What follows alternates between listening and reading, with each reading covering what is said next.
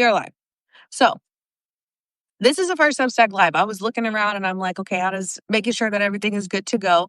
But I have my notes below. But today we are going to discuss loops, identity loops, emotional loops, mental loops, and just all of the energetic patterns that keep us stuck in cycles that are not serving us anymore. They're keeping us stuck in cycles that we know that we don't belong in, places that we've outgrown, situations that no longer serve us, all of that, right? And I believe everybody on this planet has at some point experienced this level of a loop where you know that where you're at is no longer where you're meant to be.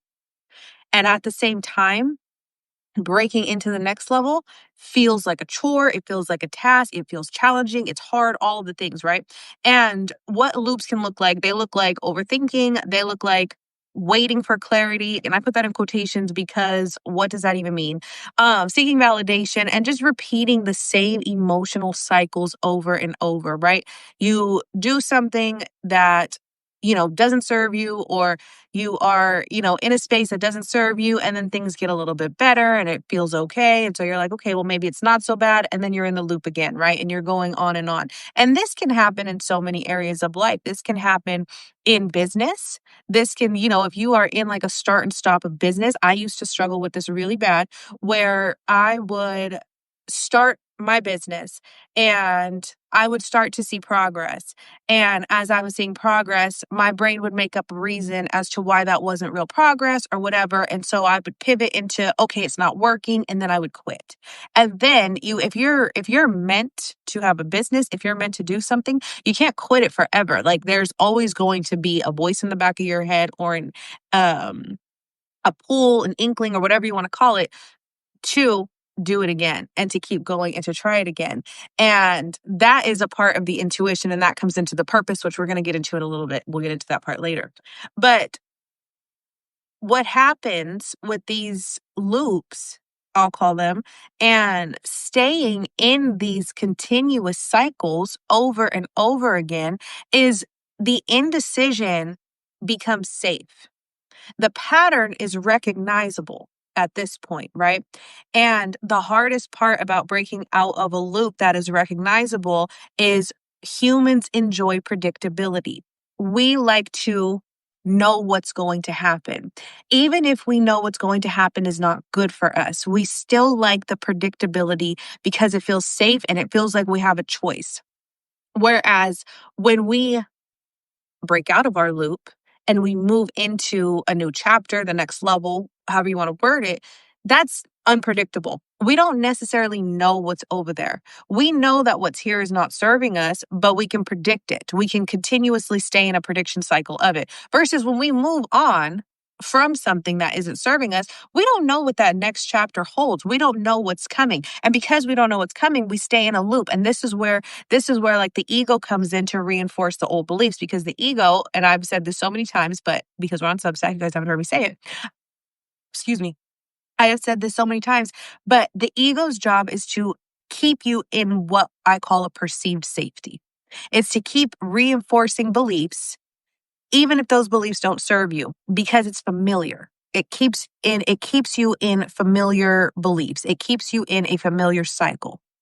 And so you have your conscious brain that starts to tell you, this is not good for us. We don't need to do this anymore. We need to break out of this pattern. And then the subconscious beliefs get enforced by the ego. And the ego is like, hold on, we don't know what's over there. We know what's over here. So we're going to play some tricks to make sure that you stay right here until you show yourself proofs of new beliefs. You have to show yourself proof of your new beliefs to get into the next identity, to break out of the loop so that the ego can enforce those beliefs.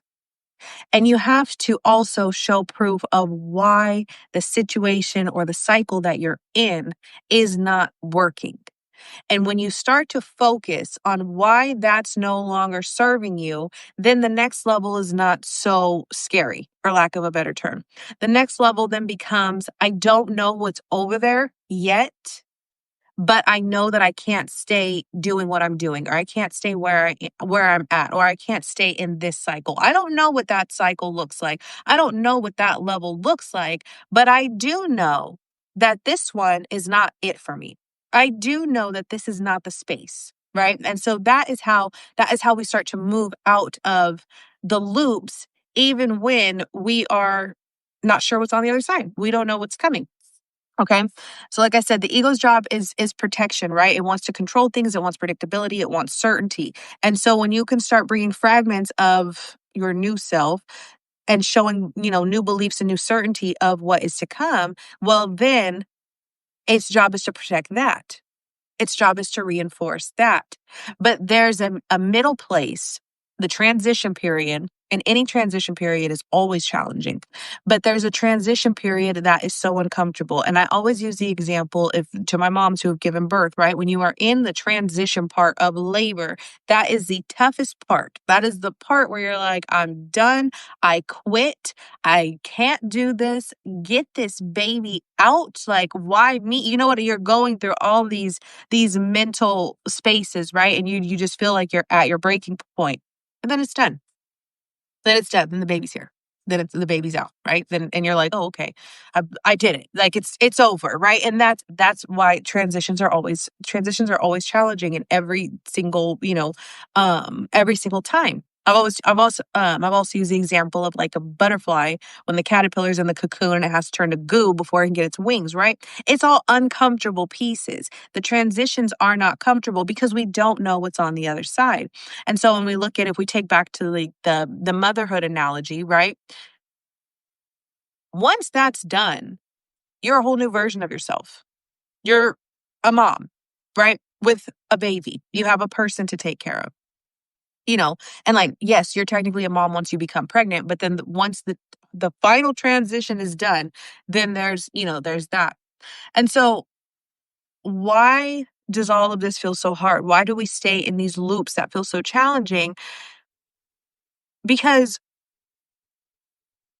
we will struggle, women especially will struggle with self-trust, and men, but I speak to women. Will struggle with self-trust, one, because they let emotions take over, okay? And two, you have to reparent yourself and relearn how to trust yourself. We're born knowing how to trust ourselves. We are born with natural instincts. Okay. When a baby's natural instinct is I'm uncomfortable and I'm going to cry. That's a form of trust. Children, when before they're potty trained, right, they just go to the bathroom when they need to go. They trust themselves to be able to go. Babies trust themselves to make a sound for a need, right? But then they have to depend because they're so helpless, they have to depend on others. And so when you spend your early years being dependent on others, adults adults who don't trust themselves, for one, they struggle with decision making, and for two, they struggle with teaching children how to trust themselves. And I see this a lot in society. And there's generational things and stuff. And I know, I think like 3 generations ago, like children were seen more as property, not necessarily as people, right? There was no indication that children had emotions. And then the next generation kind of saw that children had emotions. And so they fixed that and then so on and so forth, right? And so now we're in a space where children have to learn how to trust themselves because a child who does not trust himself then grows up to be an adult who doesn't trust themselves. An adult who doesn't trust themselves looks like not being able to make decisions. It looks like starting and stopping something. It looks like, deferring your authority to somebody else and waiting for permission, waiting for somebody to say, yes, this is okay to do this, even though deep down you know that it's what you want, but you wait for somebody to give you the green light to do it. That is what a lack of self trust looks like. And going back to my original point with the emotions, when we allow emotions to dictate how we trust ourselves, well, then Emotions are up and down. Emotions are fleeting. They come and go, right? Think of it like waves. When one wave comes out, another wave's going to come in. When you send one emotion out, another one's going to come back in, okay? You can be happy in one moment, you can be upset in another, right? Like they come and go. This is why I always say like don't like attach to your emotions because people, oh, I had a bad day. Like no, it was a bad moment and you attach to the moment which turned it into the day. You allowed it to carry itself through. And so when we outsource our intuitive guidance to how we're feeling and what the emotions are, what happens is we stay even further stuck in loops because now we're waiting for it to feel right. And oftentimes, the decisions that you have to make and the decisions that you have to make that come from within that and learn to develop a sense of self trust, the decisions that you make sometimes are not going to feel right in the moment because they serve a higher purpose. They serve an evolutionary purpose to get you to where you need to go in life. Okay. And so when that happens, that's not going to feel safe because it's something new. Like I said earlier, humans love predictability. Humans love to be able to predict what's happening. We like to, even if it's chaotic, even if it's a comfortable chaos, we know that chaos is coming. And so that's what makes it difficult to break out of the loop. And so then we wait to feel for the right moment. But you can't wait for the right moment because there isn't one. Because what can feel right in one moment can then feel wrong in the next. And so from that, you have to learn to tap back into your essence. You have to tap back into your intuition because your intuition is what's going to guide you on the proper pathway. That is your compass, if you will. That is what's going to guide you in the direction that you need to go. And when you're being guided in the direction that you need to go, things are going to start to fall away. I hope I'm not glitchy. I look glitchy. Things are going to start to fall away. And as things begin to fall away, well, then that's uncomfortable. That is very uncomfortable. You start to watch people, places, habits, all the things begin to fall by the wayside. And because they can't come with you, and it's based off of a decision that you made, well, this is where people start to confuse self trust. People start to then think, well, maybe that was the wrong choice because everything is falling apart. Maybe I didn't do the right thing because it seems like my whole life is crashing down. Right. And so when that happens, then we second guess it because now we've tapped into the emotional side. That does not feel comfortable. Doesn't mean it's not right, but it doesn't feel comfortable. And because it doesn't feel comfortable and it doesn't feel good, we misinterpret that for it must be wrong. And then we believe we can't trust ourselves. And then we're listening to those around us. When things start to fall apart or give the illusion of falling apart, and we listen to those around us, well, the people around us are now projecting all of their own stuff onto us. And through those projections, they may make you feel like you made the wrong choice. And if you don't have an essence of self concept and the ability to understand that where you're going is not going to make sense to people and that the true value of self trust is not always going to make sense to people, you will start to listen. And once you start to listen and you start to believe what they're telling you, well, then the ego comes back in and the ego is going to reinforce that belief again, because that's what it does. And as it does that, now you're like, well, maybe it was the wrong choice. But hold on, you were intuitively guided. So it can't be the wrong choice. It's the wrong choice when we stay in the ego loop. It's the wrong choice when we know we're supposed to move on from something and we don't because we're letting feelings get in the way.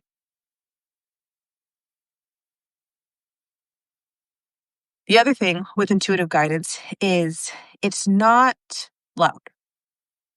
It can be, it can get loud if you've been ignoring it for a long time. Then it'll start to get louder and louder, and you'll start to get more uncomfortable because you're meant to do something else. So your current reality will have to make you so uncomfortable to where you're forced out of it because you're not listening to the quiet nudges. Yes, that can happen. But in the beginning, the intuitive guidance is subtle. It's silent. If you believe in God and if you've gone to church, then like in the church, one of the things that they say is when you send out a prayer, are you still enough to hear the answer? Are you quiet enough to hear the answer? And that's what your intuition is. And if you don't believe in God, just use the term, your intuition. The thing is, it's an inner voice that, or an inner feeling that silently and subtly gives us direction. And it's direct. It's very direct. Do this, do that. And then it's up to us, the human flesh in the 3D, to decide if we're going to obey that. And then here comes the ego. The ego's loud. The ego's dramatic. The ego's like, causing drama. Humans love drama. We love it. Okay. The ego will cause drama, right? And because we're so used to certain cycles, it will feel normal. It will feel completely normal. The ego will make it seem like this is how it's supposed to be because this is what has been normal, right? So think about it this way. Your intuition is going to feel neutral but firm, little more direct. Whereas the ego is going to feel urgent and emotional. I need to get this done now. I need to go now. All of this, like this chaotic drama that comes with it. And your intuition, see, the ego will make sense every time. The ego will make sense. Your intuition might not always make sense. And it's not going to make sense because it's taking you places you haven't been. And so then that doesn't make sense. And so because it doesn't make sense, we think we can't trust it. And when we think we can't trust it, we reinstill the belief to our subconscious that we can't trust ourselves. And that's what the ego is going to reinforce. The ego is going to remind you of all the times that things didn't work out, that you couldn't trust yourself, that you messed up XYZ. The ego is going to remind you of all of that to keep you exactly where you are. Because then you stay where you are and then you start to think, well, maybe I am crazy. Maybe there's something wrong with me, right? But that's the ego's trick, is to keep you in the state of where you're at. So how do we break this loop? How do we get out of these cycles? How do we move past, all of these things? The first thing is awareness. You have to become awareness of your thought patterns. You have to become awareness of your thought process. You have to become you have to become aware of what your beliefs are, how you speak to yourself, what you think, how you view things, your mindset. You have to become very aware of your mindset. Then you have to learn how to accept what pieces align with where I'm going and what pieces are old beliefs on repeat. You have to do some separation work. You have to analyze your beliefs and then start to kind of categorize them. Hey, yeah, this one belongs to me. This one goes where I'm going. I'm taking it. Hey, this one is weird. This one does not align with me. This one sounds like something I believed 5 years ago and I don't necessarily agree with that anymore. Okay? And you discard it. You rewrite it, if you will. You rewrite it into a belief that aligns with where you're going. Then you take the action that follows the proper beliefs. Because if you do not take the action that follows the proper beliefs, then you are only reinstilling you are only giving the ego ammunition, if you will, to keep reinforcing old beliefs because you're not taking action towards the new ones. You're only staying with the old ones. And so we have to take action that goes with where we're going. When you notice a loop, catch it. And a loop can be listen. Cyclical things are not always every 24 hours. You can be in a cycle that goes every 3 months, every 6 months, every year, every 2 years. Okay? You have to be aware of that. I made a post the other day about, corporate job hopping every 2 years. And the intention behind this post was how creative people will keep searching for fulfillment, for excitement, for a sense of purpose in finding a new role, a new corporate role every 1 to 2 years. Now, that doesn't feel like a short loop, but it's still a loop. It's still very much a cycle. If you're job hopping every 2 years, searching for a new sense of purpose, fulfillment, an upgrade to your identity, whatever it is, right? And you're job hopping every 2 years when you don't belong in these spaces and you're thinking that this is going to finally be it. And you start a new role and it's fresh and you're like, yes, this is it for me. And then a year or two in, or, but probably before that, but a year or two, like you're starting to feel the burnout. And then a year or two in, you're looking for the next best thing, same type of role, different company. That's a loop. That is exactly what that is. That's a loop. It's just not as short as some of these other loops, but it's still a loop. If you are starting a business and you do really well for 4 or 5 months, you're consistent, and then you don't see results, and then you quit, and then you're like, I'm just going to go back to work, or you focus on your day job or whatever it is. And then 3, 4 months down the road, you're like, no, I want a business. I'm meant to do that. And you go back into business and you do it again for 4 or 5 months, and then okay, this isn't for me. And then you come out. That's a loop. That is a loop. Even though it's months long, it's still a loop. Even though corporate job hopping is every 2 years looking for fulfillment, it's still a loop. So I need you to be aware that loops are not always every week or every month or every 5 days. They can be a long time. And the thing about that is when these loops are taking this damn long and you are not catching it, look at all of that time. I don't want to say wasted because I don't believe it's wasted, but look at all of that time passed by. Look at all of that time that you stayed stuck in a cycle instead of pausing to catch it and reflecting on what it is you're meant to be doing. If you do that corporate loop 5 times, that's 10 years right there. 10 years that you stayed stuck in a loop. If you do the business loop 6, 7 times, that's 3 to 4 years right there that you stayed stuck in that loop instead of just focusing on what it is you're supposed to be doing and moving in that direction. That's a long time to stay in a loop. We're not here forever. We get like on average 7 decades. Some of us are lucky to see 8 and 9. Some of us don't even see 7. So when we're staying in these loops, well, what are we doing? We're watching things go by without a conscious thought about it, without any sense of awareness. We're doom scrolling in our own lives. We're doom scrolling through the loops of our own lives and expecting a different outcome because we haven't tapped into any sense of essence. We've just been on ego autopilot for all of these years. All of these years, ego autopilot, just operating like my mentor will say, just asleep, right? Just operating in this way that you're not involved in what it is you're doing. You're going through the motions. And then one day you wake up. One day you're like, holy crap, I'm 45. I'm 31. I'm 52. What did I do? Right? That's real. It's like a wake up. What did I do? Where have I been?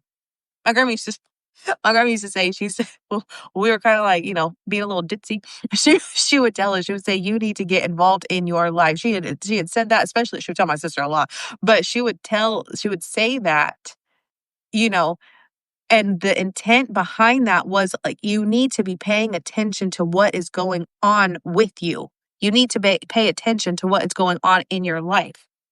You need to pay attention to the things that you are doing every single day, every single moment. Every moment you should be paying attention to what you're doing. And I am not saying you can't go and waste time for a little bit and turn on a Netflix show. I'm not saying that.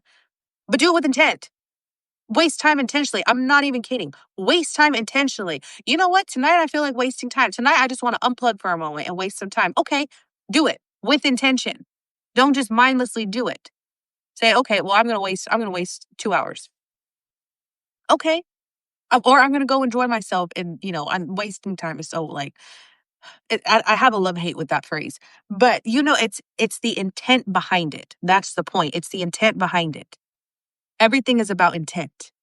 The loops that you're in are about intent, but you can't catch the loop if you're not intentional. You have to become intentional to catch what the heck is going on with you and what the heck is going on in your life. If you want to, you're like, I just want to laugh a little, scroll on TikTok for an hour, fine, but do it with intent. And when you, after you do it with intent, don't beat yourself up for it. To be like, oh my God, I wasted all this time. But you intentionally wasted that time. The time is gone. Now, see, this is where it gets tricky. Uh, if you waste the time intentionally and then you beat yourself up for it, well, now you're wasting more time because now your brain, your mind is stuck over there. That hour is gone. Those 2 hours, this gone. You've already aged. You've already grown up from there. Your skin has aged. Your organs have aged. Everything has already aged since that moment. And if you are staying stuck on that moment about, oh, I shouldn't have done that, and why did I do this, and blah, blah, blah, and all the things, well, now you are wasting time because you're wasting time unintentionally because now you're dramatizing a moment that you chose to have. The moment is gone. You're dramatizing it and then still not present because now you're stuck over there. Well, you need to be stuck right here intentionally. What loop are you in? Some of you are in the drama loop. Some of you are in the loop, well, I'm going to do this, and you do it. And why did I do that? And then you're like upset with yourself for the next day or 2 days or whatever, sulking, all the things. And then now you've dramatized that moment so much that your loop is continuing and you're still not present. And you're not even aware of the loop because it's so normal. The self criticism and the shame and all, you've normalized it in your mind. So you have to break that. You have to become aware of your beliefs. You have to become aware of your thought processes. You have to become aware of what is going on in your mind to catch the loops and break out of them. Okay? If you want to rebuild self trust, you want to learn how to trust yourselves, you have to do it in the micro moments. Pay attention to your thoughts and pay attention to your actions in the micro moments. How often are you intentional and how often are you not intentional? Pay attention to those things. We're habitual creatures. Okay, we operate by way of habit. We do things by way of habit. And because we're habitual creatures, sometimes we don't recognize our habits because they become so embedded in us. A negative mindset, for example, to see negativity in everything, to see a problem with every solution. That's a habit. You have made that your mindset by habits. And now you are having a hard time breaking out of that loop. You have a habit now of seeing everything in a negative light. You have a habit of fighting a problem with every solution. You have a habit of criticizing everything you do. You have a habit of shaming yourself. You have to break out of those habits. You have to break out of those patterns by becoming aware of what the habit is, by becoming aware of what the thought process is. If you want to trust yourself and trust yourself to make decisions, aside from the awareness and the actions, I need you to also fully believe that you can handle the outcomes. I can handle the outcomes that happen. Because you're not going to be guided intuitively somewhere to a place that you cannot handle. That's not how it works. You will be guided to, I'm not saying there's not going to be challenges along the way. I'm not saying you won't come into roadblock. I'm not saying that. But what I'm saying, and listen and repeat it, is you can handle the outcome. As long as you're still breathing, you can handle it, okay? And a lot of us we underestimate how much we can actually handle. And that's why we stay in a loop because what is over there in the unknown, well, I don't know if I can handle that. You can. You can handle that. You're here. You can handle that. You can handle an uncomfortable feeling for a while. You can handle all of that. Okay. So to wrap this up, if you are really like, I do need something to help rebuild self trust, there is a 5-day for my subscribers. It's a 5-day identity rewrite challenge. And that is for rebuilding self trust and self confidence because the two go hand in hand. Okay. Once you trust, you also have to like yourself to trust yourself. So, for anybody who has tuned in and is like, I really do want to rebuild some self trust, you can subscribe on my Substack and it's free to my subscribers and it's a 5-day challenge. You will have the first link will come directly to your email after you subscribe, and then you can go in and you can go through the posts and you will see them day 1, day 2, so on and so forth. Okay? So, with that being said, go ahead, grab that, go subscribe on my Substack, and you can grab the Identity Rewrite Challenge. And for today and the rest of this week, it is Tuesday, make a micro commitment to yourself every single day. Maybe that's doing my challenge. You're going to journal on it every single day. And pay attention to your day-to-day moments. Pay attention to how often you drift into other timelines. And what I mean by that is other moments of time. How often you worry about the future, how often you reminisce on the past. Think about that and think about how often am I actually in the present moment. And with that, I am so glad that we did this first live. There will be plenty more where this came from, and I will see you all in the next one.